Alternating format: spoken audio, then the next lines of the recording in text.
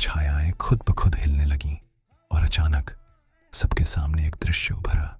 वही बरगद का पेड़, कुछ गांव वाले और एक जवान आदमी जिसे जिंदा तांत्रिक विधि से बांधा जा रहा था।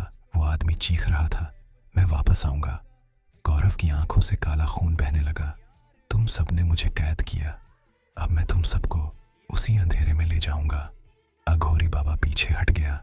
मैंने तुझे रोका था, तू बहुत खतरनाक था। अचानक नील धीरे धीरे उठ खड़ा हुआ। उसकी आंखें अब खाली थीं। बाबा, उसने धीमी आवाज में कहा, आपने सोचा सिर्फ एक ही था। अब गौरव मुस्कुरा रहा था। नील धीरे धीरे उनकी तरफ बढ़ रहा था। समीर जमीन पर पड़ा, लेकिन उसकी उंगलियां हिल रही थीं। अघोरी बाबा समझ गया, यह आत्मा एक नहीं, कई टुकड़ों में बंटी हुई है और अब वो हर एक शरीर में फैल रही है।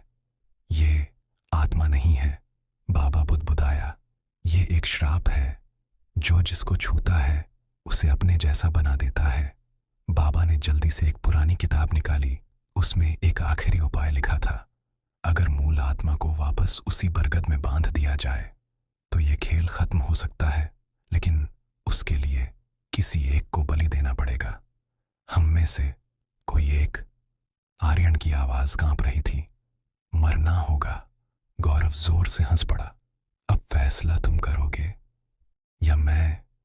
अचानक दरवाजा अपने आप खुल गया। बाहर वही बरगद का पेड़ दिख रहा था, लेकिन यह मुमकिन नहीं था क्योंकि वो पेड़ गांव से बहुत दूर था। और फिर एक आवाज आई, वापस आओ, जहां से सब शुरू हुआ था।